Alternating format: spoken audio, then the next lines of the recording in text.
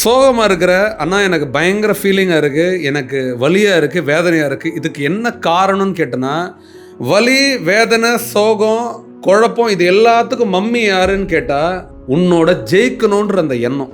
நான் இப்போயே சொல்கிறேன், நீ எப்போ இந்த வெற்றி வாங்கணும், நான் ஜெயிக்கணும், நான் ஃபஸ்ட்டு வரணும், நான் வந்து நம்பர் 1 பணக்காரன் ஆகணும், நான் வந்து நம்பர் 1 பிஸ்னஸ் மேன் ஆகணும், நீ எப்போ இந்த எண்ணத்தை உனக்குள்ளே விதைச்சி அதை நோக்கி பயணிக்கிறியோ அன்றைக்கி தான் உனக்கு இது எல்லாமே வருது. சோகம், ஆங்ஸைட்டி, பயம், ஃபியர். நான் இப்போயே சொல்கிறேன், ஃபஸ்ட்டு உனக்கு ஸ்ட்ரெஸ்ஃபுல்லே இல்லாத, டென்ஷனே இல்லாத நீ ஒரு வாழ்க்கையை வாழணும்னா இந்த நிமிஷத்துலேருந்து நீ முடிவு பண்ணிக்கோ, எனக்கு வெற்றி வேணாம். யார் ஜெயிச்சா எனக்கு என்ன, யார் ஃபஸ்ட்டு வந்தால் எனக்கு என்ன? கிளாஸில் எவனோ ஒருத்தர் ஃபஸ்ட்டு வந்தால் ஏன் நீ வந்து வருத்தப்படுற, நான் ஏன் அந்த இடத்துக்கு வரல? நான் இப்போயே சொல்கிறேன், நீ ஃபஸ்ட்டு வரணும்னு நினச்சா உன்னால் வர முடியல அப்படின்னா ஃபஸ்ட்டு வந்தவன் மேலே உனக்கு என்ன வரும்? கோவம் வரும்.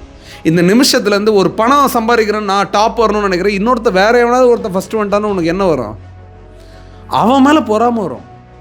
இந்த வெற்றின்ற இந்த எண்ணத்தை தூக்கி வச்சுட்டு இந்த நிமிஷத்துலேருந்து நான் எதை பண்ணாலும் என்னோட ஆனந்தத்துக்காக பண்ண போகிறேன், என்னோட சந்தோஷத்துக்காக பண்ண போகிறேன்ற முடிவு உனக்குள்ளே வச்சுக்கோ. நான் இப்போயே சொல்கிறேன், நீ ஜெயித்தாலும் உனக்கு வெற்றி தான், நீ தோத்தாலும் உனக்கு வெற்றி தான்.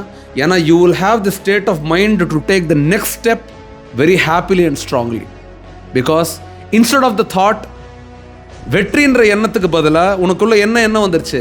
ஆனந்தம். நான் எதை செஞ்சாலும் ஆனந்தமாக செய்யணுன்ற அந்த எண்ணம் உனக்குள்ளே வந்துருச்சு. தேங்க்யூ.